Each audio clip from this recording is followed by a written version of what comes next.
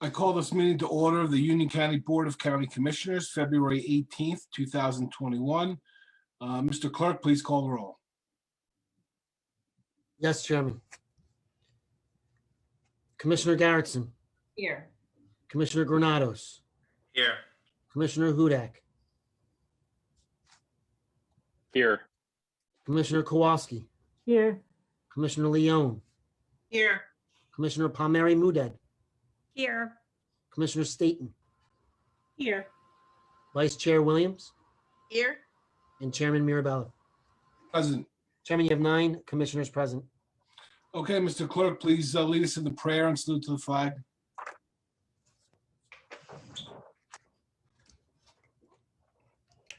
Humbly we ask God, the giver of peace and the lover of charity, to give the entire family of nations true agreement with his will, and to grant the light of his spirit on all who work for justice and peace. Amen. I pledge allegiance to the flag of the United States of America and to the republic for which it stands, one nation, under God, indivisible, with liberty and justice for all.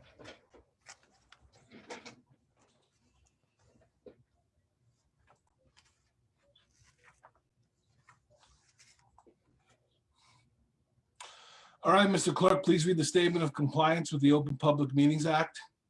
The chair wishes to announce that pursuant to the requirements of the New Jersey statutes annotated Title 10, Chapter 4, Section 10 of the Open Public Meetings Act, adequate notice of this meeting of the Board of County Commissioners of the County of Union has been given by mailing the annual meeting schedule for the year 2021, along with periodic changes necessitated by circumstances, to the newspapers circulating within the County of Union who are designated to receive such notice, and by posting the annual meeting schedule for the year 2021 in the Administration Building, and further by filing the annual meeting schedule for the year 2021 with the Office of the County Clerk.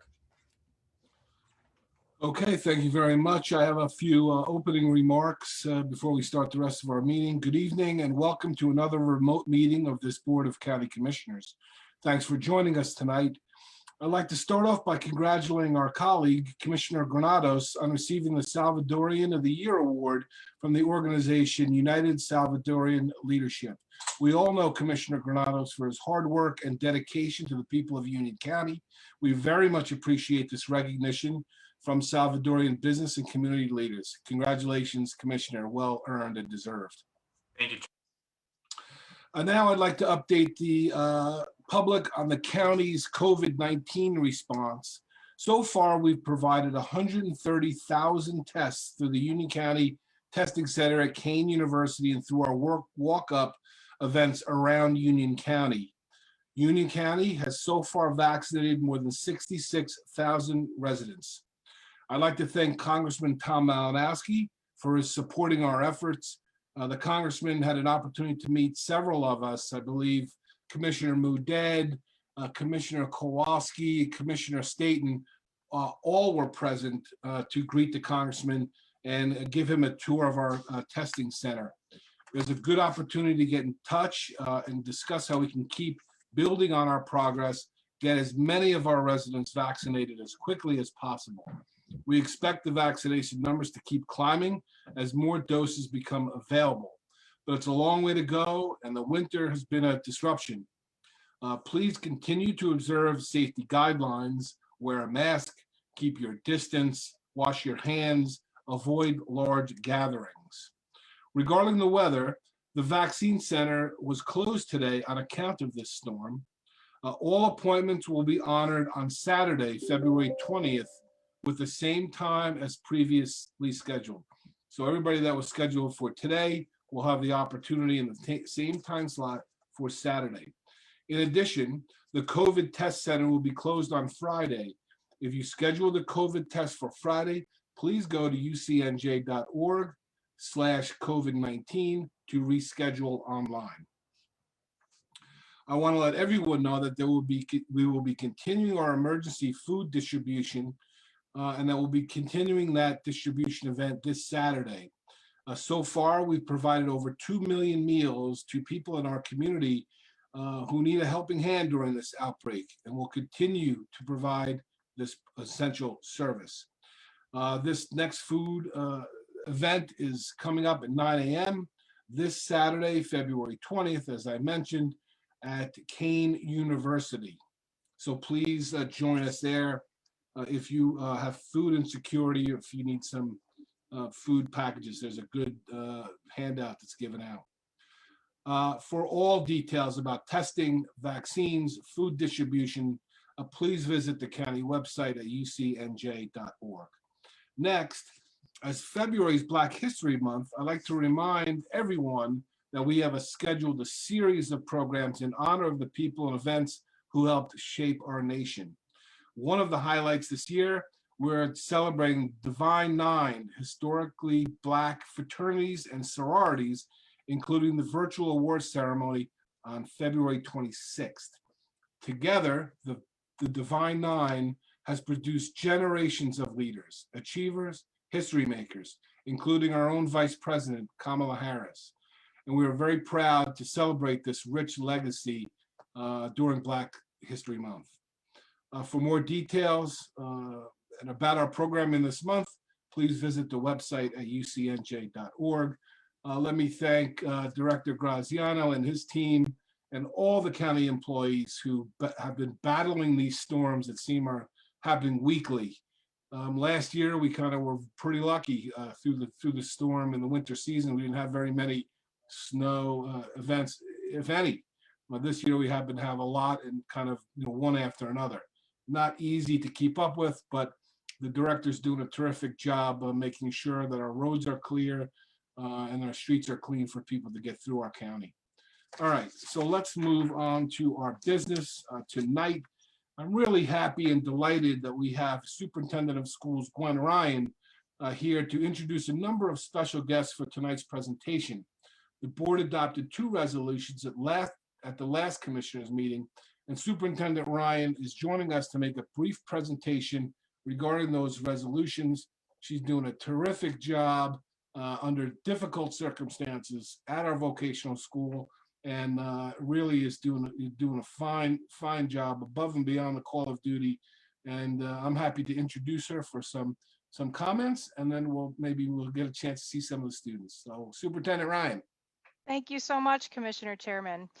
And I just want to start by saying thank you for taking the time to recognize Career and Technical Education Month and FFA Week. And it is my distinct honor to be able to introduce our students to you this evening. We have spent the month celebrating Career and Technical Education Month through a variety of activities. We've had guest speakers and panel exhibits, including alumni from, all of the different programs that we have on campus. It's been truly exceptional. And I also just want to take a minute, you mentioned the pandemic, to acknowledge all of the work of our teachers, our administrators, and all of the staff at UCVTS. We're really proud of the educational experience that we provide always, and I think never more than ever during the pandemic. People have really, stepped up and are doing a great job. So I just wanted to take a minute to thank them for their work. Our schools continue to be an exceptional place to learn and are among the top schools in the state and the nation, and are consistently ranked, as you know, among the top schools in publications like NJ.com and Newsweek and US News and World Reports. We are proud to say that all 5 of our full-time career academies are United States Department of Education Blue Ribbon Schools of Excellence, and we have another one of those schools applying for the distinction again this year, which we're happy to be able to say, for the Academy of Information Technology. Our successes are a direct result of the support that we receive from the Union County Board of County Commissioners. And we're here tonight to celebrate career and technical education, and it's also a way for us to be able to say thank you to all of you for everything that you do for our students and to support our programs, and we work to make you proud every single day. On behalf of the entire UCVTS community, I just wanted to take a moment to say thank you for supporting our students, our programs, and everything that we do. So tonight we have with us a group of students who we would like to introduce to you, who I will introduce to you. and who we are proud to recognize for their accomplishments in career and technical education. And you're going to see in a minute when you hear about these amazing young people, how much that they have done in just their few short years in high school. And it's pretty incredible what they're able to accomplish when they leave us, regardless of the program and because of the programs that we're able to offer. So I would just ask our students, I see many of them, their faces showing here, to give a wave to the commissioners when I introduce you so that they can put a face to the many accomplishments that you have. So I'm going to go in alphabetical order by school, and we have first the Academy for Allied Health Sciences, and it is my honor to introduce to you Caleb Prempa. Caleb is an 11th grade student from Elizabeth. He has been a participant in HOSA, which is formerly known as Health Occupation Student Association. It's now just called HOSA, and throughout his time at the Academy for Allied Health Sciences. He also participated in a program called MINDS, which stands for Medical Internship Navigating Diversity and Sciences, and is a 6-week program with the Hackensack Meridian School of Medicine, where participants met with different healthcare professionals, and they told them about their line of work and shared their experiences. Some of the main topics discussed were health disparities, holistic healthcare approaches, and social determinants. As interns, they were also assessed on what was learned each week and were tasked with capstone research projects regarding a specific health disparity. Very timely. So Caleb's project focused on opioid prevention and in the Black African American community through the use of medications and psychosocial treatments. Additionally, Caleb is currently taking part in Mini-Med program with Rutgers, New Jersey Medical School. It is also my pleasure to introduce to you Corey Hay. Corey is an 11th grade student from Fanwood. Corey has been a valued participant and leader in HOSA also, and is an affiliate of the American Red Cross. He is currently running for Northern Regional Vice President and placed second for medical spelling at the HOSA state competition in 2020. Caleb has been chosen as one of Allied Health New Jersey's scholar nominee. Those outstanding accolades do not adequately describe Corey's impact at Allied Health. He is someone who always looks to make our school community a better place, and his passion for the health sciences knows no bounds. From the Academy for Information Technology, we have with us student Jordan White. Jordan is a 10th grade student from Hillside. He is a member of AIT's sophomore class, having placed first at FBLA Regionals in the Intro to Business category. Jordan will be competing in the State Leadership Conference next month, and recognizing a lot of career and technical student organizations this evening as we gear up for a spring season, and plenty of awards to bring back to the district. So Jordan is also working to earn FBLA Business Achievement Awards as part of a leadership development program that enhances leadership skills, expands business knowledge, and helps students give back to their local communities. Simultaneously, Jordan is working to earn FBLA Community Service Awards. These awards recognize FBLA members for their extraordinary commitment to community service. Jordan is an active member of the UCVTS speech and debate team, and who is passionate about politics. Next year, Jordan will apply those interests as he continues in AIT's Business Management and Administration program. Also from AIT, we have Jamin Brako. Jamin is an AIT senior from Plainfield and is passionate about information technology. As a UCVTS student, Jamin is a vital part of the success of our district as the result of the work he does each day as an IT intern. So he is a student that goes around and helps anybody who needs anything technology-wide, and that intern program is key to everything that we're able to do here. In addition to being able to provide students, industry experience before they graduate. Jamin is the president of the UCVTS Coding Club and is also the lead programmer for his local robotics team in Plainfield. Jamin is also the president of the National Society of Black Engineers Junior, NSBE Junior, and it's a part of Rutgers University. NJSBE Junior is a pre-college initiative program for students in grades K to 12, whose mission is to stimulate students' interest in STEM and encourage them to attend college to pursue technical degrees. Earlier this week, Jamin and his fellow NJSBE Junior committee members presented to the Rutgers University community at the I Am College Bound event. Their presentation focused on how important STEM is to society and how underrepresented communities can increase diversity in STEM fields. Having placed second in FBLA's Regional Cyber Security Challenge, Jamin will be among the students representing UCVTS at the FBLA State Leadership Conference next month. From the Academy for Performing Arts, we have Olivia Runke. Olivia is a junior student. She's a theater major and she's from Westfield. During her time at APA, she has shined in the classroom and through her vocal performances over the years. Most recently, Olivia organized our first ever virtual Broadway night. Olivia's hard work and dedication to the performing arts has also earned her roles in our upcoming musical titled A Musical Review Through the Decades, to be held as a virtual event at UC PAC on March 12th and 13th. And APA would love to invite you all to attend this event, so please accept our invitation to the virtual show of your choice, and we look forward to seeing you at UC PAC, that event. From the Magnet High School for Science, Mathematics, and Technology, our engineering high school, we have student Natalie Lee. Natalie is a Magnet High School senior, also from Westfield, who has been involved in our Technical Student Association, or TSA, which is another career and technical student organization. And she's been a member of that organization since her sophomore year.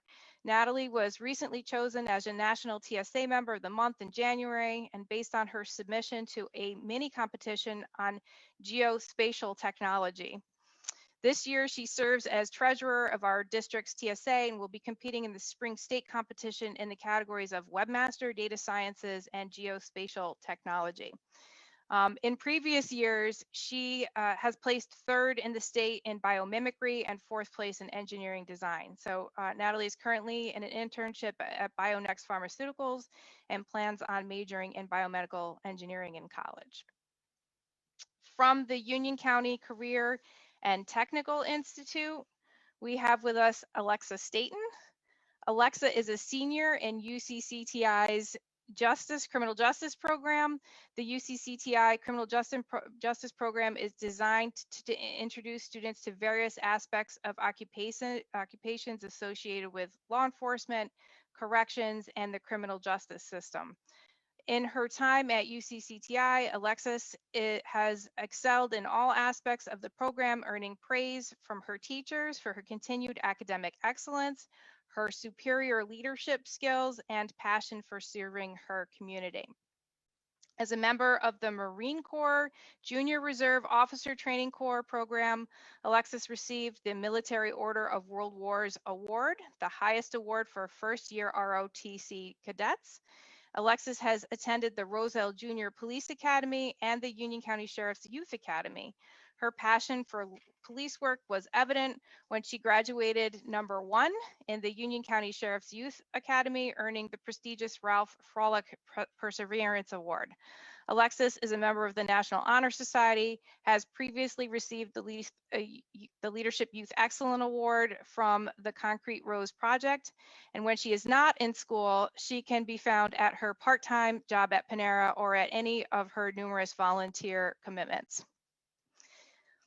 It is also my pleasure to introduce to you Ahmed Ismail. Ahmed is a senior student, a part of our masonry program at the Union County Career and Technical Institute, and is from Cranford. The UCCTI masonry program teaches masonry concepts related to concrete, stone, block, and brick construction. Through the program, students are able to gain experience by participating in construction projects in the masonry shop. These projects include tasks such as building a model house to scale. In each of these projects, Ahmed has determined superior leadership skills and excellent craftsmanship. His teacher has commented that he always goes above and beyond what is expected of him and consistently takes on the roles of foreman in class. He described Ahmed as neat and driven in his classwork. This year, he was selected to represent UCVTS at the Skills USA Masonry competition, another one of our CTSOs. And in the future, Ahmed will work to apply his learning in the engineering field. And then from the Union County Vocational Technical High School, which we refer to as UC Tech, we have student Isabella Socha Soares. Isabella Socha Soares is a 12th grade student from Linden. She is a leader at UC Tech and also in Skills USA. In her first year as a member of Skills USA, Isabella competed in a competition entitled Criminal Justice. The following year, Isabella chose to participate in a group competition called Crime Scene Investigation. And after a very grueling competition in which Isabella's team had to process 2 crimes, both of which took 2.5 hours each, she and her team took in a second place award. So Isabella continues to promote Skills USA with enthusiasm and welcomes all new members. Additionally, she has mentored young students in the same competitions, giving back to our community. Isabella is an extremely hardworking and dedicated student, has consistently earned the honor roll or high honor roll distinction throughout her tenure at UC Tech, while also being involved in numerous other clubs and organizations. So we also have with us tonight a few students and a teacher actually from our Sustainable Science Academy, and it is also my pleasure to introduce to you those individuals as a part of celebration of FFA Week. So each year the Union County Vocational Technical School celebrates National FFA Week. This year that week is next week, February 20th to the 27th. And FFA members develop their potential for leadership, personal growth, and career success through agricultural education. They do so through creativity and innovation. In addition, on February 25th, it's Advocacy and Leadership Day. So we look forward to hearing about our students' accomplishments on that as well. I'm sure that the county commissioners remember Mrs. Baldessar, who was with us every year to recognize our students in the FFA program. She retired last spring, and so we wish her well. And at the same time, we also would like to welcome the new instructor and FFA advisor, not a new instructor to the district, but new to the FFA advisor role. And we have with us Mrs. Joanna Knobloch, if you want to just give a quick wave. And I'm sure she'll be happy to recognize, our students in future years. I just wanted to let you know about the great work that she's doing with our students. So we have with us student Lucia Moriello, who you may remember from last year. She's incredibly active in the FFA. She currently serves as the president of the Union County chapter.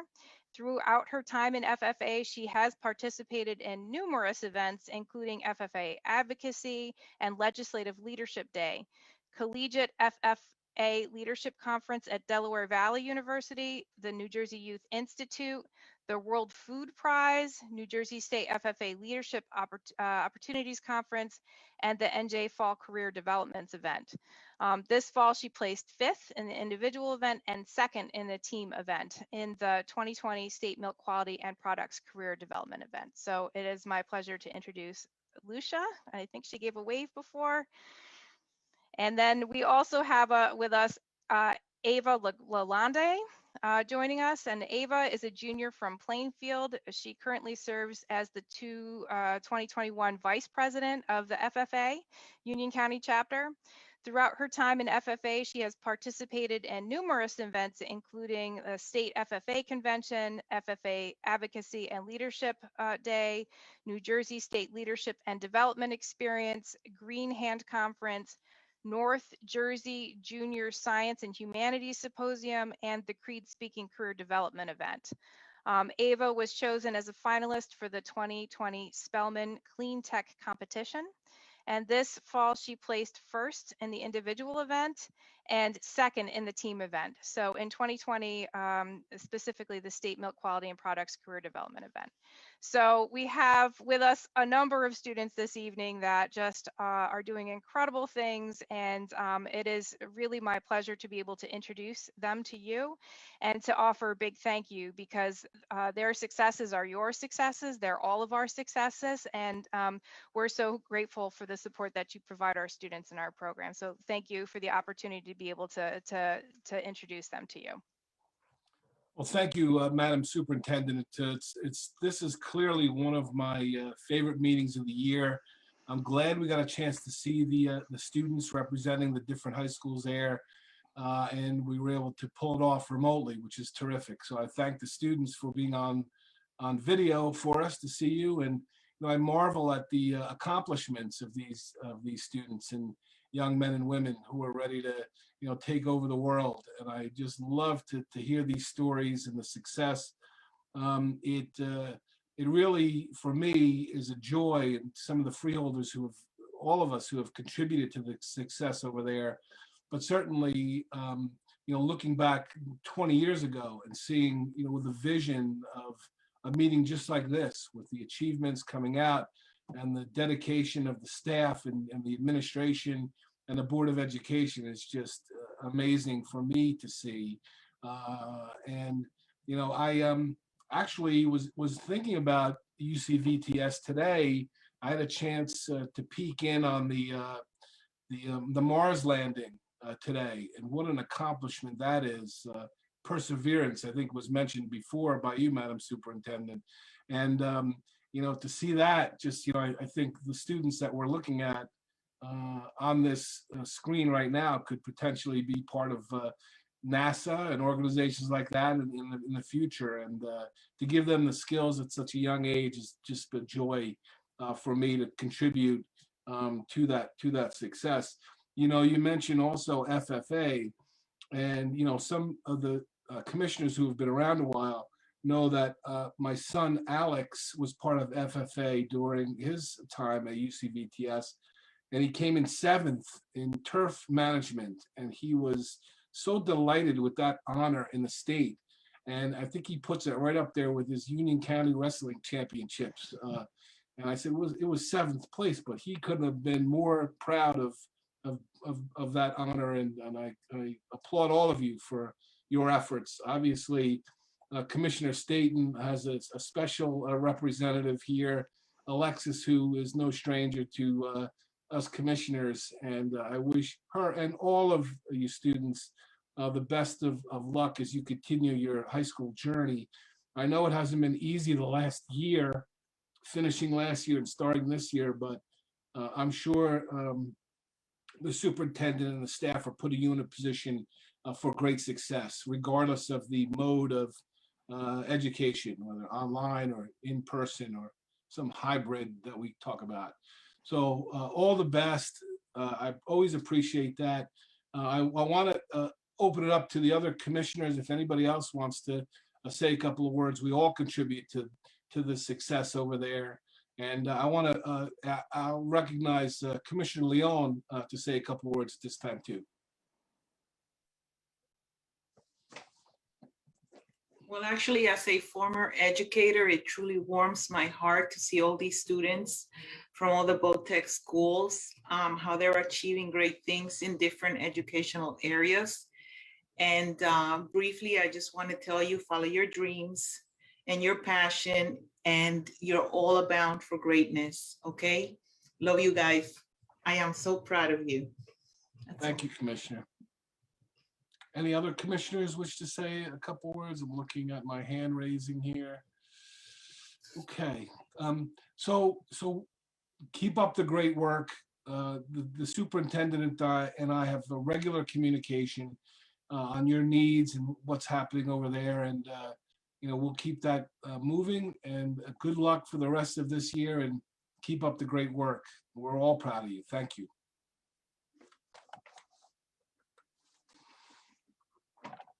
All right, well, we're going to move on to the rest of our meeting. And I know there are communications that will be approved during our regular meeting, so we'll wait for that next meeting. And we're going to move on to our directors and administrators, and we'll start with our Prosecutor Rotolo. Good evening, Chairman, members of the board. The Office of the Prosecutor has 2 resolutions on for your consideration, and I'm happy to address any questions you may have. Okay, thank you, Madam Prosecutor. Let's see if anybody has any questions. I don't see any hands just yet. Okay, thank you very much. Thank you. We will move on to the office of the sheriff and Sheriff Corvelli. Good evening, Chairman and County Commissioners. The Sheriff's Office has one resolution on the agenda tonight for your consideration. I'd be happy to answer any questions you may have. Thank you, Sheriff. Anyone have any questions for the sheriff? No, doesn't look like it. Thank you very much, Sheriff. Thank you, sir. We'll move to the Department of Economic Development. I know Deputy County Manager Wagner is away this week, so I will move it over to the County Manager, County Manager Oatman. Thank you, Chairman. The Department of Economic Development has one item on tonight's agenda, and I'll be happy to try to answer any questions on behalf of Amy. Okay, any questions? Does look like County Manager, thank you very much. Thank you. We'll move to the Department of Engineering, Public Works, and Facilities Management, and that is Director Graziano.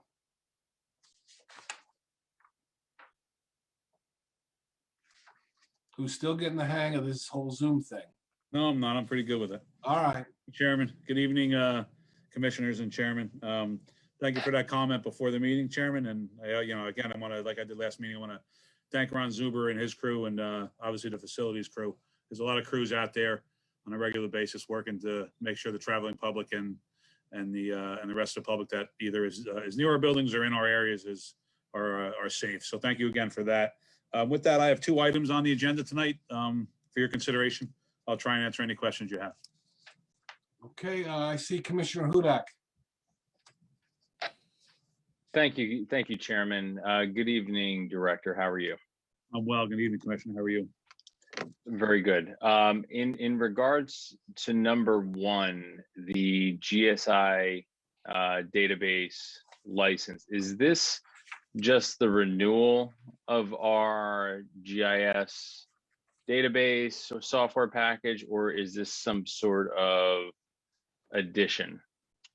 Well, this is another contract with Esri. Every year we come on and we do this contract with them. They are a state contract vendor. They're the only ones that can handle our GIS system.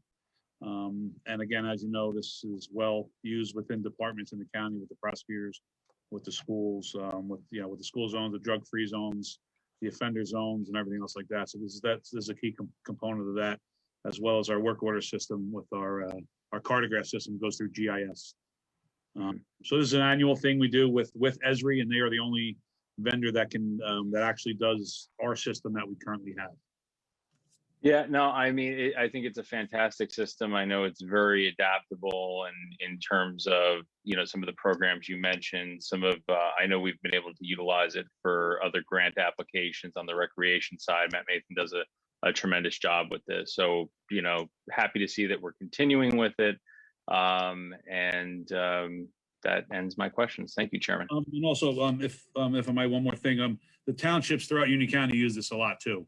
For tax maps, road maps that we get them, it saves the townships a lot of money through our GIS. So it's an absolute great program that we have. And Matt, like you said, Commissioner Hudak, he does a wonderful job. No, it's money well spent. It's a great shared service. It's a vital tool. So good to see we're keeping up with what we need to keep up with. Thank you, Chairman. Thank you very much. I appreciate it. Good, Commissioner, thanks for bringing that up. It's always worth highlighting that service that we offer, and it's a good job done by all. Anyone else have a question for Director Graziano? Doesn't look like it. Director, thank you. Thank you, Chairman. We'll move on to the Department of Finance, and that's Director Taylor. Good evening, Chairman and members of the board. The Department of Finance has one resolution for your consideration this evening, and I'd be happy to answer any questions. Okay, any questions for Director Taylor? Just amending the temporary budget. Okay, thank you, Director. Thank you, sir. We'll move on to the Department of Human Services, and that's Director Anderson. Good evening, Chair and members of the board. The Department of Human Services has 5 resolutions on, and I'll be happy to answer any questions you may have. Okay, thank you, Director. I see the hand of Commissioner Granados. Thank you, Chairman. Director, can you elaborate on number 4, please? Sure. Number 4 is it's our family support program, $250,000 that is going to United Way of Greater Union County to support the Family Success Network throughout Union County and specific communities of need and concern. So they offer rental assistance and other programs, but they also do case management for family early intervention and crisis. And as we've been doing this program through the state of New Jersey Department of Children and Families, and United Way was awarded last year to do the program. So it's very well needed and well received throughout the county. So they basically provide a multitude of services that benefit our residents in the county. They do. One-stop shop. Okay, perfect. Thank you, Director. Thank you, Chairman. Okay, thank you, Commissioner. Anyone else? Okay, Director Anderson, thank you. Thank you. We'll move to the Department of Parks and Recreation. That's Director Zuber. Hold on one second, I'm here. Good evening, Chairman and Commissioners. Department of Parks and Recreation has eight items on tonight's agenda, and I'll try to answer any questions you have. Okay, Director, thank you. I'll recognize Commissioner Hudak first. Thank you, Chairman. Good evening, Ron. Number two, I mean, I understand why, we're doing fireworks North Plainfield. That's, Greenbrook Park has that portion in the other county. But I guess I just wanted to go a little deeper into fireworks and just to get an idea of where we are in terms of planning or thought, or if we're not ready to announce anything in regard to fireworks celebrations for 2021. If we're, I know we don't typically do our own, but if we're approached by a municipality, if we've, have any sort of policy or thought in place yet for this year. Right now, Commissioner, we don't have any other request except for this one from Greenbrook. I'm sorry, from North Plainfield at Greenbrook. We will be reactive and we will follow, the governor's executive orders as we did in 2020. What our team will do, our event planning team will sit down with the towns and discuss these protocols if we do intend to go forward, and that's how we're going to proceed from here. Okay, very good. Thank you, Director. Okay, it's a good question, Commissioner, because a lot of people are getting itchy and looking for outdoor activities, and I know that people are anxious for Memorial Day and fireworks on Independence Day and all the other things that come up with being outside, especially with the bad weather we've had. All right, anything else for Director Zuber? Okay, I don't see anything. Director, thank you. Thank you. We'll move on to the Office of the County Council, and that's County Council Bergen.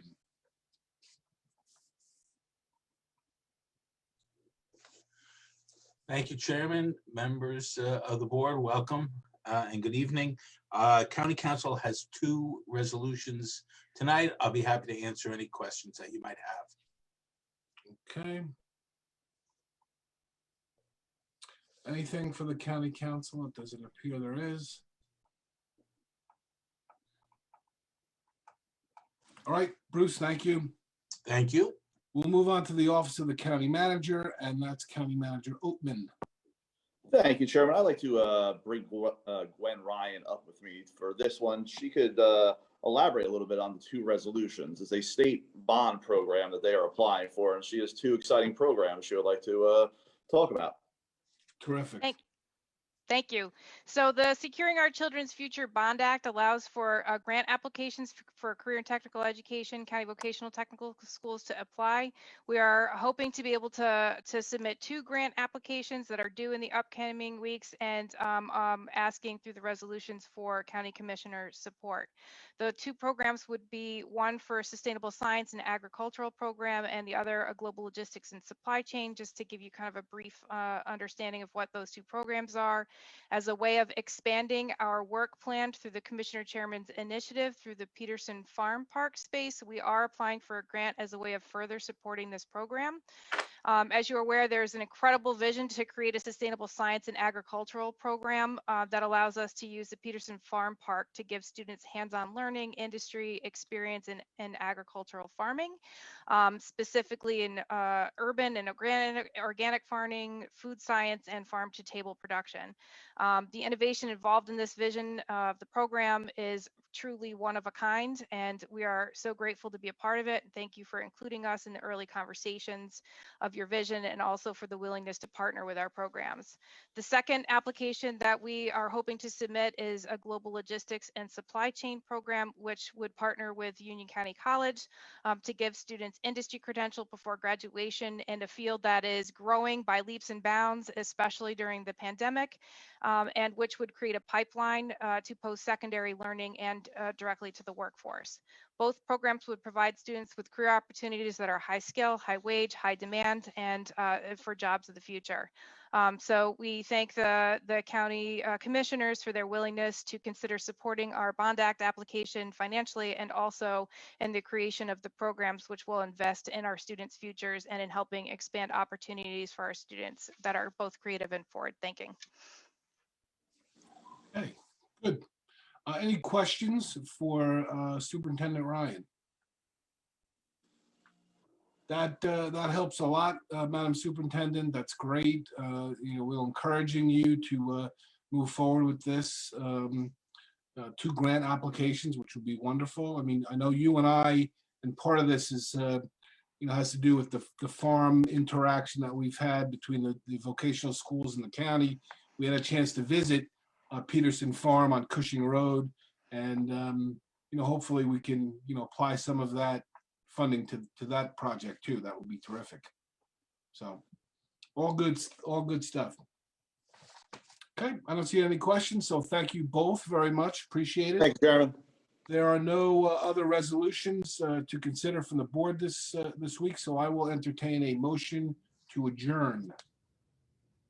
So moved. Second. Moved by Commissioner Kowalski and seconded by Commissioner Mudet. May I have a roll call, please?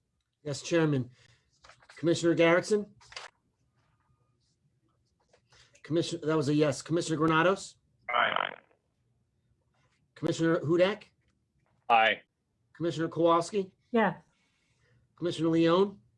Aye. Commissioner Palmieri Mudet? Aye. Commissioner Staton? Yes. Vice Chair Williams? Aye. And Chairman Mirabella? Aye. Chairman, you have 9 votes in the affirmative for the adjournment. Very good, Mr. Clerk. Is there any reason why we can't go right into our regular meeting? Then we can go directly into our meeting. Okay, in that case, I'll call this meeting to order. The Union County Board of County Commissioners, February 18th, 2021. Mr. Clerk, please call the roll. Commissioner Garrettson? Here. Commissioner Granados? Here.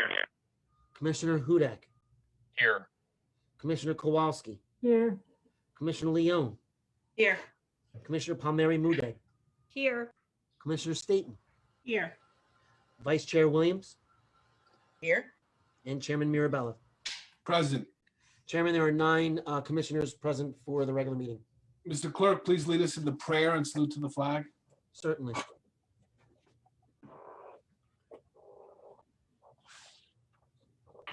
Humbly we ask God, the giver of peace and the lover of charity, to give the entire family of nations true agreement with his will, and to grant the light of his spirit on all who work for justice and peace. Amen. I pledge allegiance to the flag of the United States of America and to the republic for which it stands, one nation, under God, indivisible, with liberty and justice for all.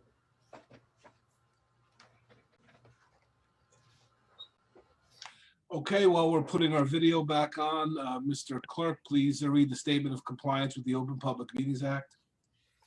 Chair wishes to announce that pursuant to the requirements of the New Jersey statutes annotated Title 10, Chapter 4, Section 10 of the Open Public Meetings Act, adequate notice of this meeting of the Board of County Commissioners of the County of Union has been given by mailing the annual meeting schedule for the year 2021, along with periodic changes necessitated by circumstance, to the newspapers circulating within the County of Union who are designated to receive such notice, and by posting the annual meeting schedule for the year 2021 in the Administration Building, and further by filing the annual meeting schedule for the year 2021 with the office of the county clerk. Thank you, Mr. Clerk. May I have a motion to approve the communications? So moved. Moved by Commissioner Kowalski. May I have a second, please? Second by Commissioner Granados. Mr. Clerk, please call the roll. Commissioner Garrettson, Yes. Commissioner Granados. Commissioner Granados, Aye. Commissioner Hudak, Aye. Commissioner Kowalski, Yes. Commissioner Leone, Aye. Commissioner Palmieri Muedad, Aye. Commissioner Staton, Yes. Vice Chair Williams, Aye. and Chairman Mirabella. Aye. Chairman, that's 9 votes in the affirmative for the communications. Very good. Thank you, Mr. Clerk. May I now have a motion to suspend the rules to allow for the joining of both the public comments on resolutions being offered for adoption and the public comments for any governmental issue that a member of the public feels may be of concern to the residents of Union County into one public comment section. So moved. Moved by the Vice Chair. May I have a second, please? Second. Seconded by Commissioner Granados. Mr. Clerk, please call the roll. Commissioner Garrettson, Yes. Commissioner Granados, Aye. Aye. Commissioner Hudak, Aye. Commissioner Kowalski, Yes. Commissioner Leone, Aye. Commissioner Palmieri Muedad, Aye. Commissioner Staton, Yes. Vice Chair Williams, Aye. Chairman Mirabella. Aye. Chairman, you have 9 votes in the affirmative to suspend the rules. Okay, Mr. Clerk, thank you. The meeting is now open to the public. For anyone wishing to speak on resolutions being offered for adoption or any other matter, please know that there is a 5-minute time limit. Please state your name and town of residence for the record. I know there's a number of people that have signed up for this public comment section. So, Mr. Clerk, let's go in the order you choose, making sure we get to all people who wish to speak. Thank you, Chairman. The first up would be Mr. Bruce Patterson. Okay, Mr. Patterson, you have the floor. Yes, good evening, ladies and gentlemen, commissioners. This is Bruce Patterson, Garwood, New Jersey. Resolution 162, 163, and 164. These 3 resolutions are for what appears to be reimbursement expenses from Bridgeway Rehab, Sage Elder Care, and inroads opportunities to our paratransit system, giving rides to their patrons. The resos note one-way trips, but aren't they all really round trips? So the numbers should really be $14 and $12 per patron ride. Do these riders on the system also pay the normal county cost of ride? I think it's around $2. And also, why is Bridgeway paying more money than per patron than the other 2? Resolution 165. This reso is for $33,000 in history grants to 16 applicants, which is great. However, in the wording of the reso, it's written, list is below. However, the list is not below, so could someone note who they are and how much they're receiving? Number 167. This is a little reso, but it's confusing. It states to allow a hazmat monitoring well at Linden Park for Carpenter Technology. Linden Park is actually in Kenilworth at the old shooting range, and Carpenter Technology, from what I understand, is on Liberty Avenue in Union, which is a distance away. Just needs a little clarification. Reso 171. This reso gives $250,000 to Union County Performing Arts Center for talent booking. This is a deja vu where back in 2010, the Arts Center was caught by our county prosecutor for stealing and hiding $100,000 of taxpayers' money for the same type work for the Music Fest program back then, and they had to give it back to the taxpayers. And yet no one was punished for that. So here we are again doing the same thing. To avoid any further criminality, the public would really demand what regulations are are in place right now in detail to assure our tax dollars will not be stolen again. Please, in detail. Reso 172, here's another $181,000 for This Is It Productions for the same program as above. This private company was also caught by the prosecutor in Music Fest overbilling for $50,000 back in 2010. Unsure if the money was ever forced to be given back. To avoid further embarrassment, the public demands what regulations in detail are put in place to assure our tax dollars will not be wasted again. Why don't you combine these two resos into one and give it to This Is It? So all you need is to keep an eye on just one of these enterprises. Resolution 177. This is a settlement for $750,000 in a lawsuit titled Melgar versus Union County et al. The previous meeting, it was on the agenda for $250,000, but it was pulled. This meeting now, it's on the agenda for $750,000, a huge hit to the taxpayers due to someone at Union County's government's fault. Since this is our tax monies involved, we would like to know what this was about and if anyone in the county will be held liable for making us taxpayers pay out $750,000. As to general comments, let's revisit the last meeting where I noted that the worst person to chair the fiscal committee is Commissioner Hudak, since he has no financial experience. And the last time he chaired, we had the largest tax increase in the county's history of 20%. Luckily, it was offset by his blunder of not addressing the operational cost savings of Runnels Hospital when it was sold. So that, at least we were lucky on that. Last meeting, Hudak stated that the county manager will have a zero increase to the budget, which we publicly thank him for following our continual claims that it can easily be done. But then last meeting, twice, Fiscal Chair Hudak said the taxpayers will be happy to see their county tax bill stay flat. I'm sure Finance Director Billy Taylor almost had a coronary over that gaffe. But Hudak doesn't realize that county finances and resultant taxes is due to equalized values of the towns. All 21 towns' county tax bills will never stay flat at the same time. This reflects his incompetence to handle our county finances, so I can offer mine or even John Berry's of the County Watcher Services to try to help Fiscal Chair Hudak through this year's budget cycle. One observation is that the recent closing of the Juvenile Detention Center, along with the accruing surplus of the old Runnels Hospital closing, should easily decrease all our taxes, county taxes, that is. So we will see. Thank you very much. All right, I will start with the last part first, and then I'll ask some of the directors to jump in and explain some of the questions that you had. First of all, I mean, I'm not going to listen, every week that you're going to kind of criticize Commissioner Hudak. He's more than competent. He has my full confidence. He understands budgets probably better than you do, and will decline your offer for any assistance. And that assistance we do not need. So let's move on to some other questions that have somewhat basis and relevance. Let's move on to 162, 163, 164 on the reimbursements. And Director Anderson, can you shed some light on that, please? Through you, Chair. These are negotiated contracts with these organizations. So why Bridgeway is higher is based on a state and Bridgeway's negotiated rate. It is one way.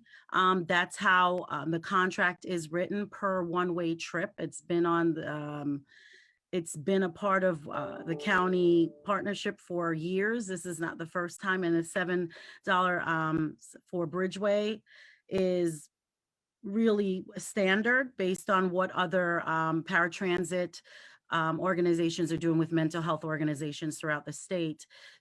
Adult daycare for Sage and Inroads for the special needs communities, that is, and senior communities, that are the standard rates established by the state as well. So that's why those are the costs as well.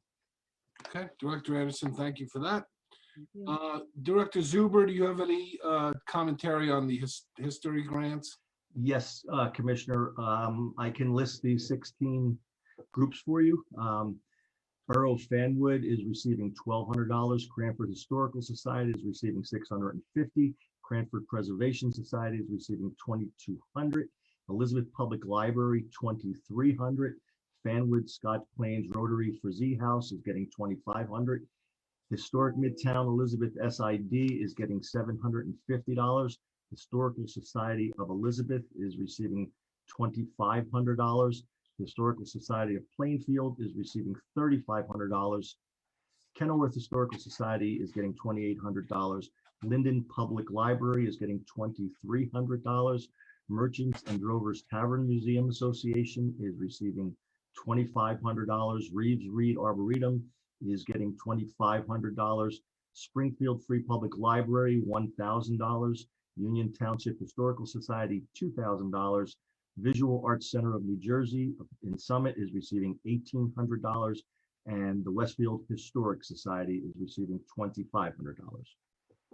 All right, thanks, Director. If that isn't already posted someplace on our website, can you see to it that it is? The Yes, public sir. may have interest in, what the projects are and the amount that's available to them. That would be terrific. We're proud of those groups, and we hope they utilize the grant funding wisely. Director, there was also a question on Lenape Park. Can you clarify that, please? Yes, Lenape Park is in more than one town, just not Kenilworth. In this particular case, Carpenter Technologies has offices at 1105 Springfield Road in Union, which backs up to our property. There, I have a DEP requirement, which needs them to put in monitoring wells on their property, but they also need one on our property, and that's what this resolution is about, to get access to install a monitoring well. All right, very good. Thank you, Director. Thank you. I'm going to ask the county manager to speak on 171 and 172. County Manager Oatman. Thank you, Chairman. The reason why these two resolutions cannot be combined is because they're two separate companies. I'm not sure what the issue is there, but the only deja vu involved is this is a repeat of our widely successful drive-in concert series from last year. As you stated earlier, people are looking for any and all safe outdoor activities. We held several concerts at the Votech, a holiday concert. We had something at Kane, something at Cedarbrook. So this is the same exact resolutions as we did last year. Okay, very good. County Manager, thank you very much. Chairman. There was a question, County Council Bergen, on 177. Can you, as much as you can, elaborate on that, please? Yes, Chairman, thank you. This was, as the speaker noted, on the agenda last week. It was pulled and brought back on today. The amount of money the county is paying on the settlement of this case hasn't changed.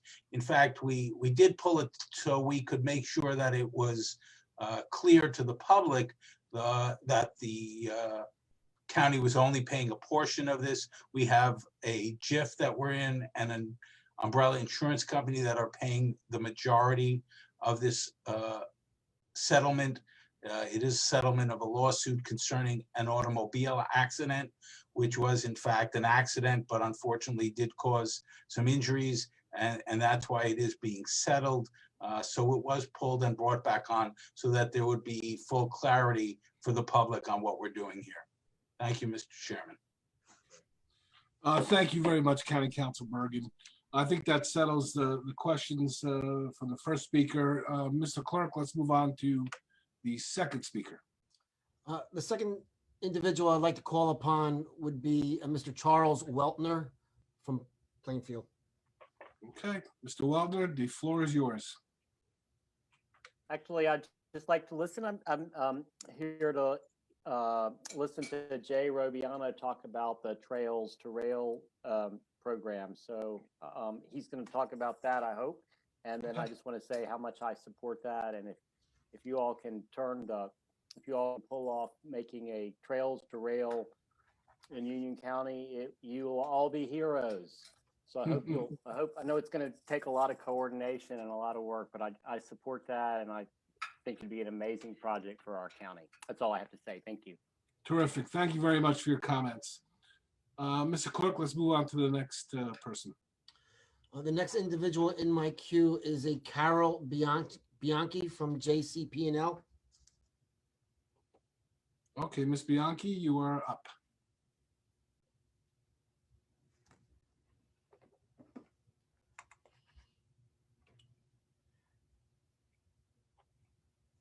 Chairman, Yes, if I may, this individual sent me an email just a few moments ago that I would read into the record if at this time. Would that be okay? sure. Thank you, Mr. Pelletieri. I did not sign up to comment publicly, but please extend my good wishes to the commissioners and staff. We appreciate the partnership of our county, all the emergency responders and public works, including Joe Graziano, who I have had the pleasure of working with on various issues in Union County. Okay, very good. Appreciate that. Let's go on to the next person. The next individual in the queue is a Mr. Jay Rabania from Roselle Park. Okay, Mr. Lavati, you're up.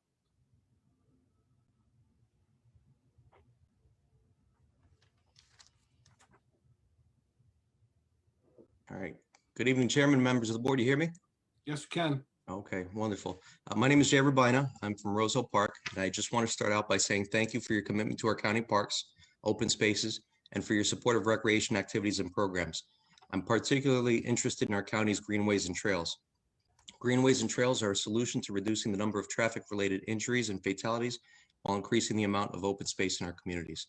President Biden has proposed a $2 trillion climate plan and investment in sustainable modes of transportation, including greenways and trails, as a significant way to mitigate climate change, among other benefits. New Secretary of Transportation Pete Buttigieg said recently, and to quote him, I know we think trains, planes, and automobiles, but what about bikes, scooters, wheelchairs? Look, roads aren't only for vehicles. We got to make sure that pedestrians and individuals and bicycles and businesses can all coexist on the same roadway. Members of the legislature have prepared the New Jersey Safe Passing Bill for consideration, which will further promote pedestrian, bicycle, and scooter safety throughout the state, requiring certain actions by motor vehicle operators when overtaking or passing pedestrians, bicycles, or scooters. Metuchen just passed a resolution last week supporting the New Jersey Safe Passing Law, and days ago, Princeton passed a resolution creating a Vision Zero task force, tasked with creating an action plan by the end of the year. Vision Zero starts with the ethical belief that everyone has the right to move safely in their communities, and that system designers and policymakers share the responsibility to ensure safe systems for travel. Vision Zero proves saving lives is not expensive. Jersey City, for example, used paint and plastic to draw attention to curb extensions as a type of improvement to improve visibility of pedestrians at corners and crosswalks, helping reduce crossing distance and reduce vehicle speed. The cost was $2,500 per intersection using acrylic waterborne paint, thermoplastic striping, and plastic delineators. As one of the co-founders of Rails to Trails Union County, an online advocacy group focused on pedestrian bicycle safety and converting former inactive rail lines into greenways to connect our communities, parks, and businesses, I reached out to commissioners to initiate dialogue expanding our greenways back in September. I've also spoken to mayors and councilpersons from Elizabeth to Garwood with overwhelming support. During the COVID-19 pandemic, people have turned to the nation's greenways for safe, equitable transportation, exercise, and open recreation for all. Trail use is at an all-time high, as the East Coast Greenway became the country's most visited park in 2020 by hosting an estimated 50 million runs, rides, and walks. As you know, there's a lot of growth and redevelopment along our transit hubs and corridors. The county's recent freight traffic study sought input on conditions and congestion on county roadways, with a focus on roadway shareability and pedestrian and bicycle safety. I recognize how the county is taking measures to alleviate and plan for challenges. Our goal is to convert the entire unused CNJ line between Elizabeth and Cranford, which is currently unsafe and an environmental hazard, into a rail-to-trail path and linear greenway to safely connect our downtowns and provide residents with direct access to commerce, transit, and connect our awesome county parks and recreation facilities to the 9/11 Memorial Trail, East Coast, and Olmsted Greenways. Same goes for the abandoned Rahway Valley line, which meanders through Roselle Park, Kenilworth, Union, Springfield, and Summit from south to north. The old CNJ that runs parallel to Route 28, Westfield Avenue, can connect from Midtown Elizabeth and will support Elizabeth's redevelopment efforts, along with those currently underway in Roselle, Roselle Park, and into Cranford. There's also a potential for rails to trails reaching further west into Garwood, connecting to the new Vermella complex and spanning out to Plainfield. The existing unused rail corridors would let us tie in our urban centers and make our local park system accessible through off-road routes to tens of thousands of residents, in addition to providing safe corridors to cross the county. They are the ultimate green connection. It would improve mobility for people with disabilities, older adults, transit users, school-aged children, and residents who lack access to personal transportation while affording healthy recreation opportunities for all. Trails positively address areas of national interest, including dependence on foreign oil, public health, air quality, and safety. And trail investments are extremely cost-effective transportation infrastructure, especially for trips that are 3 miles or less, which are nearly half of all trips, and those 1 mile or less, which account for more than a quarter of all trips. Trails would tap into municipal complete streets programs, paths, and right-of-ways, and address residents' concerns regarding parking, congestion, and the lack of open spaces. Roselle Park, as the most densely populated municipality in Union County per square mile, has taken the initiative to explore smarter and more sustainable land uses. We recently adopted a complete streets program and are Sustainable Jersey Bronze awardees.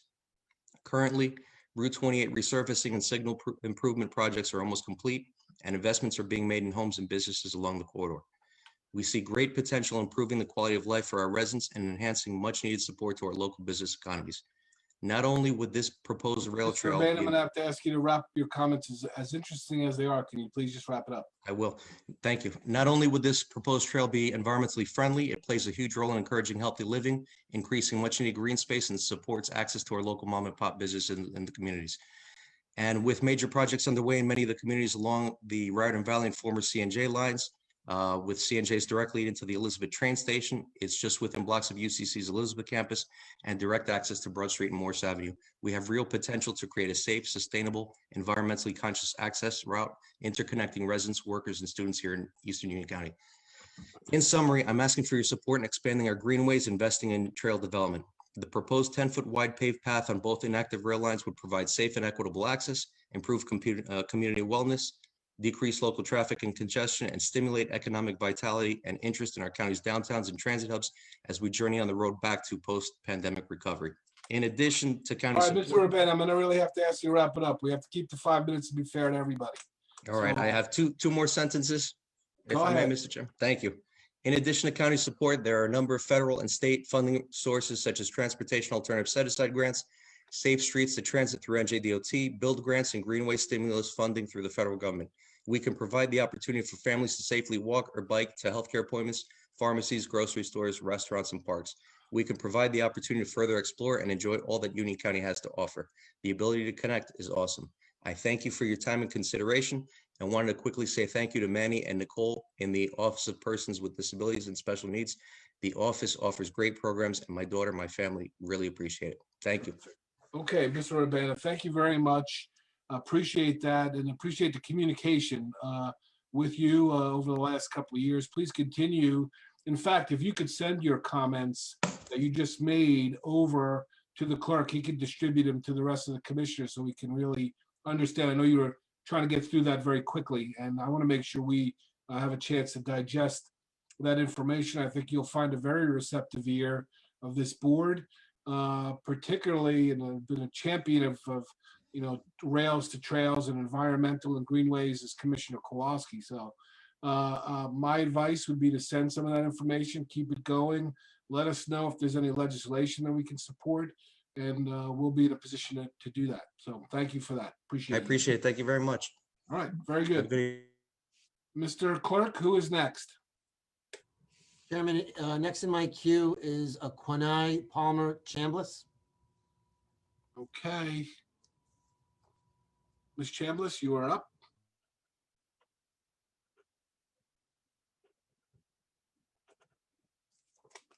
Do you have comments for the board? Yes, I do. I'm just waiting. Okay, you're putting your camera on. Oh no, you don't have to put my camera on. I'm good. Okay. Thank you for the offer, though, and I'm actually glad to see that you guys were listening to the public, as that was part of one of the issues in the last meeting, and I see that you guys went back and you modified that.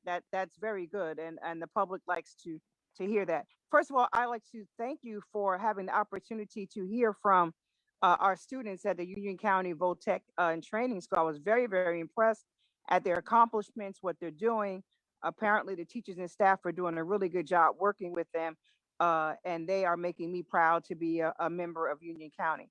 I would hope that they would participate in our NAACP AXO program, which would be best comparison in Olympics of the mind, where they get to compete on the national level. It's a very good program. It's a program that's been around for a while. In fact, one of our former commissioners back then, freeholders, Muhammad Jalla, actually competed for the Rawway branch back in the day. So we can see that our AXO students go very far. So I would like to, if they could, if they're desired, to please hook up with one of our local NAACPs. We have 5 in Union County, and I'd like to see them compete with our AXO program. That is one. 2, first of all, I appreciate the gentleman who always talks every week. I know sometimes that he provides a challenge to you all, but part of leadership is being challenged. It makes us better. He has asked twice, or he has questioned twice, the credentials of Commissioner Hudak in terms of being qualified to be over the budget. And while I realize that you have great confidence in him, and I appreciate that, perhaps maybe for the public interest, maybe we should just explain what it is that qualifies him, and perhaps maybe that would put that to rest, because I really don't see him stopping asking that question until some sort of credentials are put forth to let the public know exactly why Mr. Hudak is qualified to have that position. Again, I don't doubt that you have faith in him, but perhaps maybe the public does need to hear that, and that would put that to rest. My third comment would be towards Director Anderson. I'm not sure if the county knows, but that no modifications have been made to the medical appointment transportation. I believe that the state contracts with an organization called Logistic Care, which has now changed their name to Motive Care, to provide medical transportation for people who are receiving health benefits through the state. One of my complaints is that they have not modified their rideshare program for COVID standards. So therefore, they are contracting with companies that have 3 and 4 people in one car and or van going to medical appointments. While I know that people are required to wear masks, I believe the rule was to wear a mask and social distance, not wear a mask or social distance. And when complaints are made to the company about picking up multiple riders, and some of these riders come from areas in the state that are very, very hard hit with COVID, which is actually exposing people who already have underlying conditions to possible COVID exposure by putting 3 or 4 individuals in one car trying to go to medical appointments. It's even more scary that these riders, for the most part, are women, African American women, and women of color. And we already know how this pandemic has affected people of color, and really how it affects women. So I would like for the state to please look into that, ask some questions as to why this is happening, and what exactly you all are going to do to make sure that the company that you contract with makes modifications to their ride share program, understanding that COVID is ravishing the Black community, and definitely ravishing people who are part of the working and or the poor in the community. Please, Director Anderson, if you could please speak to that and or look into that and see to it that changes are made to keep our community safe, as they're only trying to go to the doctor to actually get well. Thank you.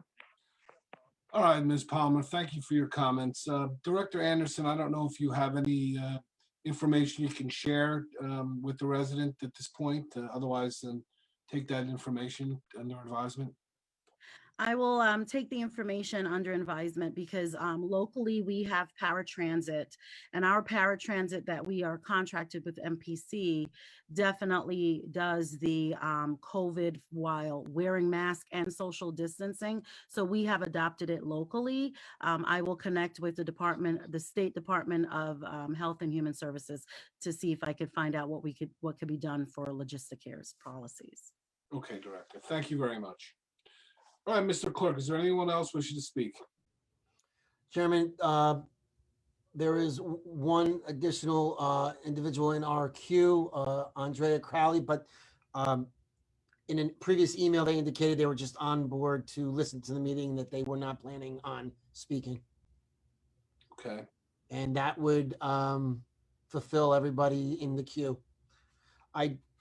Chairman, I do have one email that came in from a Miss Maria Echeverria. She submitted an email and advised if I could read it into the record, she would appreciate it. She also indicated to me in a following email that she had questions on resolution 2021-164, but that we could address it tomorrow. Okay. All right, go ahead. Please read her comments, Mr. Clerk. Certainly. I received this email this evening at 5 o'clock. Hi, my name is Maria Echeverria, and I live in Elizabeth. I take offense when county freeholders / commissioners are using the word anti-vaxxers, especially at least 70% of anti-vaxxers weren't always anti-vaxxers. I'm an ex-vaxxer. Anti-vaxxer is a label created for character assassination. I followed CDC and doctors' recommendations without knowing that either didn't know the truth themselves, as according to the World Health Organization meeting December 2019. They said it themselves that doctors get less than full day of training regarding vaccines, and they even were questioning vaccines themselves and didn't know how to respond to patients that questioned vaccines. I was vaccinated as a kid. My kids were vaccinated themselves. I was vaccinated being pregnant with my son, which if I had read a packet insert, I would have known that vaccines have never been tested or studied on pregnant women. But of course, I just followed doctor's orders. I did ask my son's doctor why so many vaccines at once, and they just said it's easier to get it done all at once instead of having to come back. When I started reading VIS/vaccine information sheets from pediatrician's office when my son was little getting vaccinated, I would see things in there saying if they're on a medication that lowers immune system, they shouldn't get vaccine at the time. Doctor's office would reply, he's inhaling and not digesting it, and it's a small dosage. I guess they forgot that he was living on a steroid inhaler since he was 6 months old, and he was already on it constantly for over a year. I remember reading vaccine information sheet about a vaccine he was about to get. I stated death and brain injury, and I told doctor's office staff that I didn't like this vaccine because the side effects stated death and brain damage. And her exact words to me were, he's already autistic. He's not going to become more autistic. The stupidity that came out of her mouth, you'd be surprised how doctors and nurses aren't really trained in vaccines. When I started looking into vaccines, I even went into my daughter's file. She wasn't vaccinated in over a year at one point, and then after she was vaccinated, there she was getting a spinal tap because she couldn't move, and they were checking her for meningitis, which she didn't have at 5 years old. That was 2-3 months following vaccines. She stayed in the hospital for 5 days. Doctors said it was a virus. I asked for the name of the virus, and they said there's too many to name them all. Let me tell you something, us parents that have vaccine injured children, like every day, knowing what these vaccines can absolutely do. Like I've asked in previous meetings, what are the cycle threshold for the PCR testing, and when and where are the county public health meetings? Answer these questions as you work for we the people, especially after giving yourselves a raise. COVID vaccine isn't even a vaccine, especially if you compare it to other vaccines. By the way, if I injected my kids with the ingredients that are in vaccines, I'd be in jail for poisoning them. COVID needle is a gene therapy. I pray to God for everyone to wake up. COVID isn't killing people like you all are making it seem. You're fear-mongering or indoctrinated. No one should be outside wearing masks. We need oxygen from the earth, and the earth needs our carbon dioxide. Open your heart and see what's really going on. By the way, it's also Congenital Heart Defect Awareness Month. Thank you, Maria Echeverria. Okay, Mr. Clerk, thanks for reading that. I think we'll choose to stick with the science versus Mrs. Echemaria's opinion. All right, so let's move on. Yes? If I may, I have an individual who has logged in while I was speaking, a Miss Sonia Tavares. Okay, then why don't we open up the floor for that person? Hi, good evening. I've actually been on since 5 o'clock in the 5 o'clock in the afternoon. So my concern is a little personal and it hits home. I'm from Union, New Jersey, by the way. Thank you for allowing me to come on here and talk to you about my issue. I want to address the Liberty Avenue and Union Street.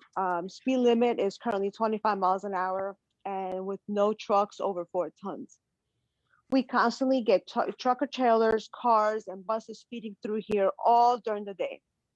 I've been here for 14 years, never made a big deal about it. I guess being now that we're COVID and we're locked down and we have to, we have to stay home and we have to enjoy the town that we live in, it's getting ridiculous. We have constantly have to be careful. We have small kids that, we can't even let them on the corner. And I'll explain to you why it's even dangerous in my front of my house. Within the last few months, 2 utility poles between Audrey Terrace and Alice Terrace have been torn down by speeders. The last accident was on September 20th. And the car ended up on my lawn, ripping out the electrical wires, leaving me with a $1,000 bill. On Sunday, another vehicle actually missing that utility pole by inches landed on my lawn, busting my fence, and left the scene. Literally 15 minutes after my husband got home from his usual walk. We had a speaker a little while ago mention about how, people being home with COVID are they're biking around town, they're going for jogs, they're doing family walks. I mean, this is literally 10:20 when he got home and the accident was at 10:40. She shouldn't be limited to only walk outside during daylight. A few things that I would like to maybe consider is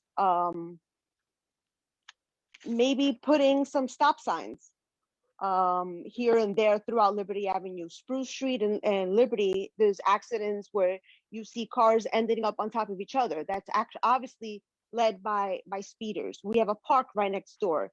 So pedestrian crosswalk will help families that walk, bike, run throughout Liberty Avenue can get to the park.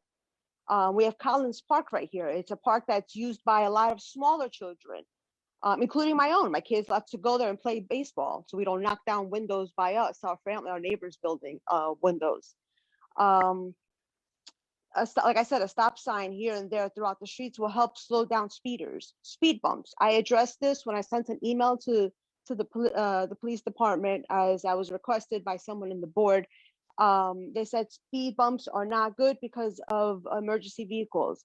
Speed bumps could clearly help, leaving the middle of the 2 streets, the oncoming traffic, clear of speed bumps. So if a fire department they have to drive by, or a police, they can go straight down the middle. That's my opinion.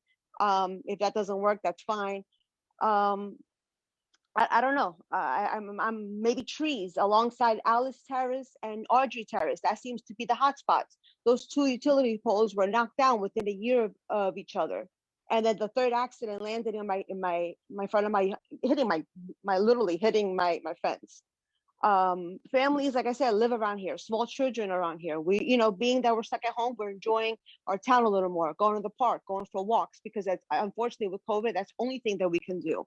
And it's become dangerous. So not only can we not go out due to COVID, but now we're locked in the house because we can't even go to the park because we have to risk, making it to the park and not getting hit by a car during broad daylight. I'm not even talking about nighttime speeders.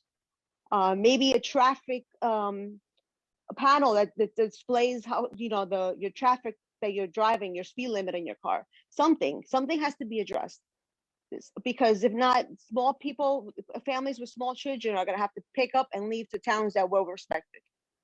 So that's it for today. I hope some of my questions get answered. Something. Okay. Thank you so much. Thank you for your comments, Ms. Tavares. Appreciate that.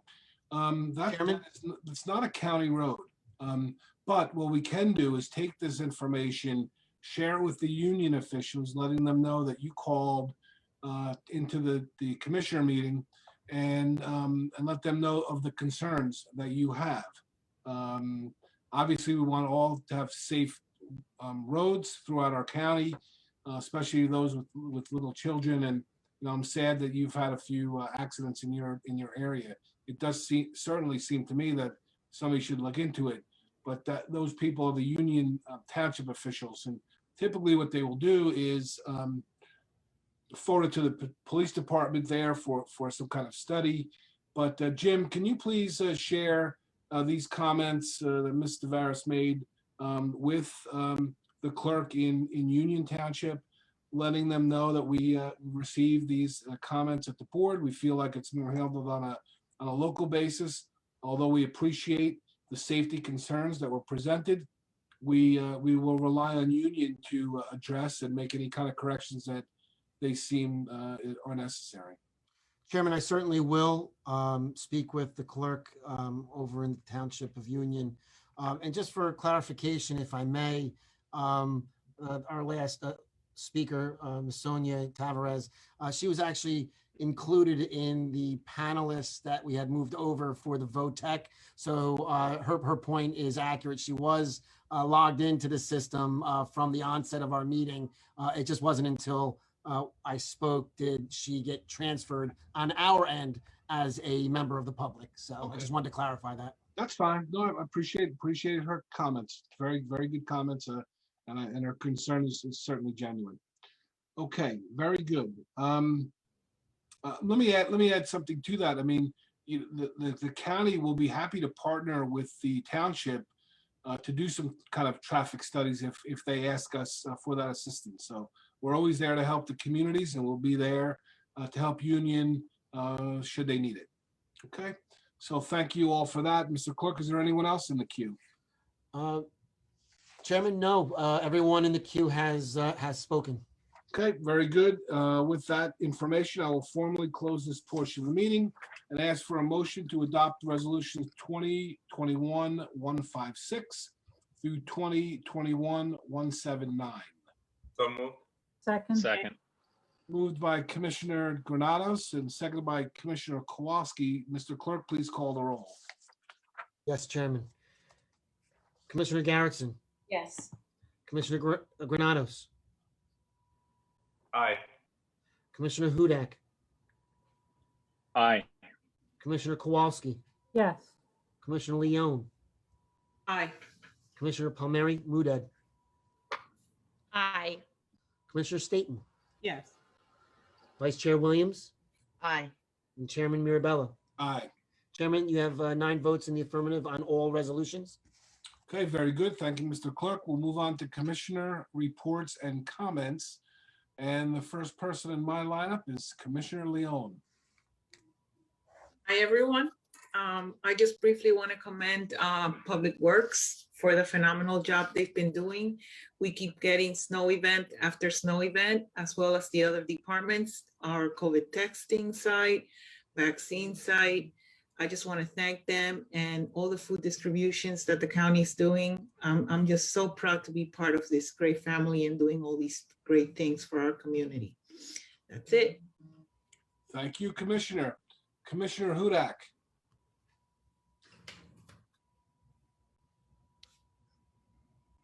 Thank you, Chairman. Just a couple of comments. First, in response to a couple of the speakers, I don't necessarily want to get into my resume. I don't know if that's appropriate in this particular time, but if you're interested in my academic credentials, please visit ucnj.org. You can see them. I can tell you that I've chaired this committee, I believe, at least 3 times. Proud of my record in doing so. I've been a member of the Budget Committee many times. I have a fairly strong knowledge of the county budget. I've worked on both state and municipal budgets as well. And I'm proud of several of the accomplishments that I've been able to work with members of this board on over the years. Funny, Mr. Patterson, up until this year, apparently, because I'm the fiscal chair again, I don't think he remembers that he began calling the infrastructure grant the Hudak Patterson infrastructure grant. The love is just gone in 2021. But that grant, just as a reminder, came from the sale of Reynolds Hospital, which happened while I was chairman of this board. And it was a program that launched the following year while I was the chair of the fiscal committee. And I'd remind Mr. Patterson that those funds have been going directly to municipalities to fund infrastructure programs, including road maintenance, sidewalks, and other things that help subsidize taxes, not just at the county level, but also at the municipal level, making sure that those important programs are in place. I know talking to Chairman Mirabella, that's a program that we are again going to be able to offer the municipalities of Union County in addition to a flat budget for 2021. And just, a comment and gosh, involving equalization. We're all very familiar with equalization, and it's not something that we have the ability to manipulate, taxes from town to town, because it does point to property values and rateables, and it's not something that the county can control. But as Mr. Patterson knows, because he's a very astute taxpayer, the taxes, because of equalization, county taxes went down, I think somewhere around $120 last year in Garwood. And they will go up and they will go down, and we offer a flat budget, but they will change. So, I don't want to get too far into the weeds and trying to counteract questions. And to the second speaker, Mr. Patterson's been here a very long time, and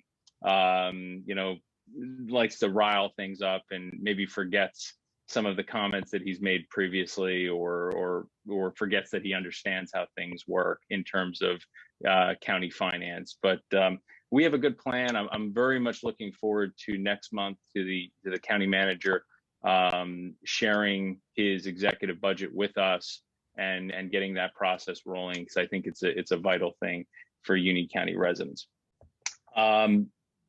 Second, and just piggybacking on those comments involving infrastructure, the events this week in Texas, I think, also show the importance of infrastructure investment, and what happens when we don't necessarily take care of the things that we are very important in keeping both private and public sectors going. And I remember after Hurricane Sandy, PSE&G came before this board looking for support for an investment in the grid here in Union County, in terms of making sure that our generation plants and transmission lines were in a better place, and they've been a responsive partner. I know JCP&L was on as well, but we see what a lack of investment and a lack of regulation and a lack of oversight and a lack of infrastructure investment over time wrought in Texas. So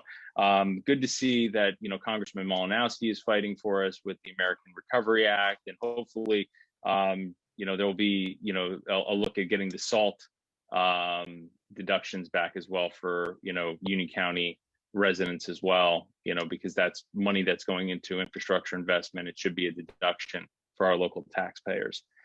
Lastly, we had a couple speakers who spoke to the Rails to Trail program. I know, I've had the opportunity to speak to Mr. Robina. I know our county manager has been working with that group as well to try to get GSI mapping, which very good timing that was on the agenda today as well, to assist in their grant applications. And I believe we're actually endorsing an application that's going before the NJTPA. And I know, speaking to County Manager Oatman, hopefully there'll be some funding in the budget this year. One of the positives, I think, of the COVID crisis was that many people finally took the opportunity to dust the bikes off in the garage and the sheds and get the kids rolling around. But many of us have also learned that maybe the roads aren't as friendly for families to use cycling and have it be a viable alternative for cars. So I know Middlesex County has a wonderful greenway. I believe it's 3.5 miles. I know we have the greenway here in Union County. We also have a tremendous inventory of county parks, county right-of-ways, county roads, and we should be leveraging them in addition to, and that may actually be a quicker project or a quicker action item than the Rails program, which I think is a very good idea of keeping those right of ways in play and turning them into a recreational and transportation opportunity, and certainly looking forward to see for more money from the federal government for that sort of endeavor. But I think we need also to have a very holistic approach to getting better bike transportation in Union County. And that's the end of my comments. So thank you, Chairman. Thank you, Commissioner Hudak. Commissioner Mudet. Thank you, Chair. I would just like to recognize our team over at the COVID Testing and Vaccination Center, Director Moran and Vicki Durbin, Jess Cohen. I am well aware that our efforts will never be enough until we can have every resident that wants a vaccine vaccinated. But the system over there is really remarkable, and I can't commend them enough for their efforts. And I wanted to bring this up because a few residents that I spoke to brought this up to me, just to make everyone aware that the nurses and doctors, retired or still working, that are administering the vaccines, they are volunteers. And a lot of them work in the morning at the testing site and then walk right over to the vaccination site and are on their feet for 4+ hours doing at least 100 vaccines per night. It's really remarkable, their efforts and their willingness to do this as volunteers for our community. So I'm so proud to be part of this community. And I know that, again, our efforts won't be, none of us will feel good about it until we can get vaccines for everyone. But I'm really proud of how hard everyone is working. And I want to remind residents to continue to be safe, social distance, wear your masks, and we will get through this. Thank you, Chair. Thank you, Commissioner Mudet. Commissioner Granados. Thank you, Chairman. Just want to once again thank our Public Works, Parks Department, all our county team at the COVID site for continuously going above and beyond for our county residents. And, I think Commissioner Hudak did a great job on his comments in reference to Finance Committee, but I just want to throw one comment in there. As somebody who served on the committee with Commissioner Hudak, he's always gone above and beyond for not only talking to directors, the county manager, but making sure every single line item is read and always finding new ways to making sure we can save money for taxpayer dollars. So it's a great honor to be on the fiscal committee with our fiscal chair, Chris Hudak, this year. He definitely is somebody who's making sure that the money is being watched on the county level. Thank you, Chairman. Okay, thank you, Commissioner. Commissioner Garrettson. Good evening, all. Thank you, Chairman. I just wanted to say, echo a lot of the sentiments that a lot of folks have said already, but more importantly tonight, I want to do a shout out to all of those unsung heroes who go out and help us educate folks about the vaccine. It is definitely a controversial conversation. There's always news reports, there's always data that we have to understand and decipher and try to explore. But I really want to thank all the people in the community who truly try to help your neighbors, try to help each other, but most importantly, share your stories. And I think it's so important and critical. I want to also thank all the speakers tonight. It's always very helpful to hear what's on the minds and hearts of those who support and allow us to be here. And I just want to really send a very special congratulations. I don't want to take away her shine, so I won't say it too much, but I want to congratulate all the wonderful recipients this evening. It was wonderful to see all the students get their recognition. It just really shows you that we have so much talent in this county, and it's not just, it doesn't go for naught. So I really was happy to hear all their wonderful accomplishments. I was happy to hear one of my own from Hillside, Justin, so congratulations. And again, Sunshine, I won't take take one of ours, but your princess was recognized very, very nicely. And then finally, I just want to say, of course, Black History Month is the shortest month, and a lot of times we see a lot of different challenges, but they always are overcome. So I look forward to everyone who does celebrate Black History Month, who does understand the importance and significance of coming together, why the Black culture is such an important culture to study, educate, understand. It's because it's about coming together as a community so that we can embrace and work with so many other different cultures in our county, but also all throughout our state. So I look forward to, thank you, Chairman, for acknowledging a couple of the events that will be happening, but we celebrate all throughout 365 days, 400 years and counting. So I just wanted to thank everyone for their time this evening and be blessed. Thank you, Commissioner Garrettson. Commissioner Kowalski. Thank you, Chairman. I'd also like to congratulate the VOTEC students and look forward to hearing more about their accomplishments and the younger students coming up. And thanks to the teachers and the staff and administrators at all of our VOTEC schools. Just want to remind everyone to continue to mask up and social distance and continue to be careful throughout this pandemic period. And thanks to all of our team working on testing and vaccination. And remind people that if you do need to travel when it's icy or snowy out, please be very careful. We don't want to have any accidents. So that's it for me. Thank you, Chairman. Thank you, Commissioner Kowalski. Commissioner Staton. Thank you, Chairman. Good evening, everyone. Thank you for joining us this evening. First, I would like to congratulate all of our amazing Union County VOTEC scholars for their hard work and achievements thus far. Everyone knows how proud I am of my daughter for her consistent academic excellence from grade school through high school. So I just like to encourage everyone through these hard times in this pandemic to keep up the good work. And thank you to the staff, Principal Ryan and the teaching staff, everyone that keep these children encouraged and motivated during this difficult time. I also like to add that there was a location change for our food distribution this Saturday. The food distribution has been moved from Union County VOTEC in Scotch Plains to King University in Union.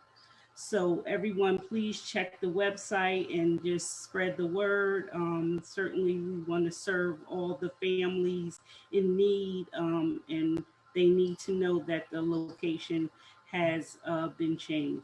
I'd also like to thank our Parks and Recreation Department and Public Works and all the DPWs workers that have been working so hard during these snowstorms, taking time away from their families. So we just want to say thank you, and we appreciate everything you do.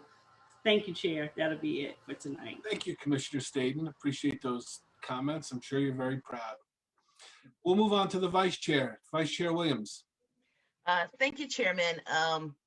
I want to echo everything that every one of my colleagues has said. Happy Black History Month. As Commissioner Garrison noted, we do have a number of events coming up, so watch for those. And I too want to add my congratulations to all the students at the VOTEC for their accomplishments, and especially as well, Alexis. And the one thing that I do want to add, in addition to the change that Freeholder, that Commissioner Staton mentioned about the change in the Saturday drive-through being at Kane.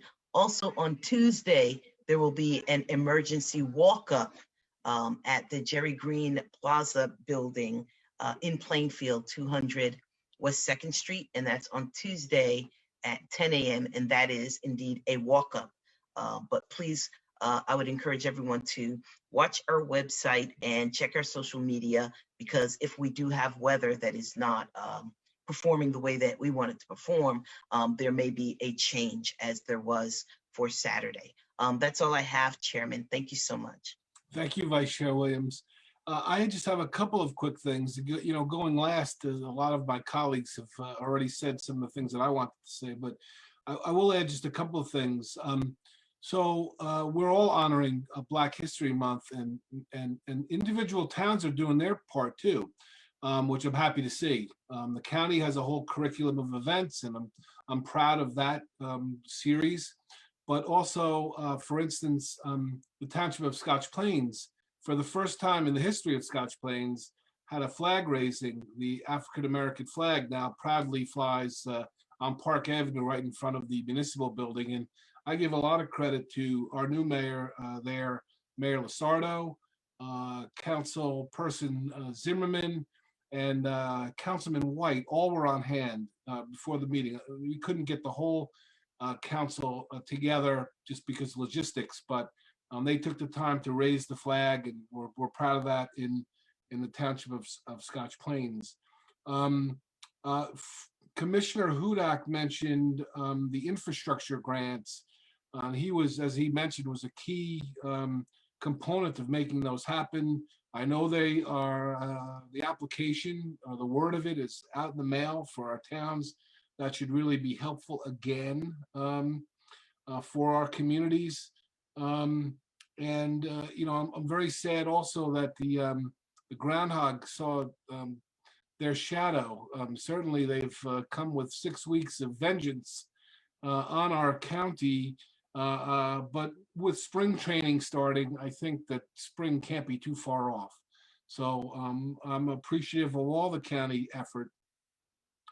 I'm also, quite frankly, very appreciative of the group of directors and the county manager and deputy county manager that we have in this county. We're very fortunate as commissioners to have such a talented team out there supporting the day-to-day operation of our county, managing thousands of people and millions of dollars.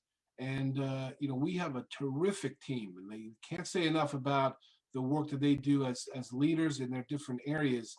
And I'll also include, you know, not only our prosecutor, but our constitutional officers in that kind of grouping. They all work hard. They do a very good job and really hard day to day. Many of them didn't take days off in the last year, lost days that they otherwise were entitled to. And, you know, I hate to see, you know, people question, you know, anything that goes on in this county as far as people not working hard, because people are working hard. And that goes down to the staff and the people that work in the department. So, you know, I'm just very proud to be on this board of commissioners, and I'm proud of the group we've put around us to run the day-to-day operation. And I'm really thankful for that in these most trying times. The county manager and the directors reinvented the way we do business in this county and put dollars and resources where it mattered most over the last year, with testing, with food distribution, with vaccinations. No small effort, and he's done a terrific job, and the directors have done a terrific job. I will take 1 second to pat myself on the back for not using the F word for 2 straight meetings tonight. I did not use, I'll say it now, but I'm putting it out there that I'm going to say it. Freeholder, I did not use that for 2 meetings. And I'm getting snapped from Commissioner Garrettson. So it's nice to get, I'm comfortable more every day. I mean, you go 23 years with the title, and some of us have been here for a long time. It's hard to turn on a dime and switch titles, but you know, I just wanted to say that I'm happy that we got through that. I think it's a good thing, and you know, I have the opportunity to communicate, and I know Commissioner Garrettson does too, through NJAC, with other commissioners around the state of New Jersey and around the country, quite frankly. And it's good to be in line with everyone else. I think it's a great thing. Okay.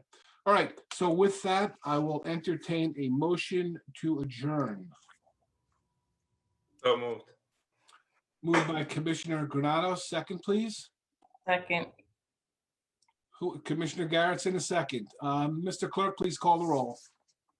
Yes, Chairman. Commissioner Garrettson. Yes. Commissioner Granados. Aye. Commissioner Hudak. Aye. Commissioner Kowalski. Yes. Commissioner Leone. Aye. Commissioner Palmieri Muedad. Aye. Commissioner Staton. I got a yes there. Yes. Vice Chair Williams. Aye. And Chairman Mirabella. Aye. Chairman, you have 9 votes in the affirmative to adjourn the meeting. Thank you very much, everybody. Have a great weekend. Be safe. Be safe.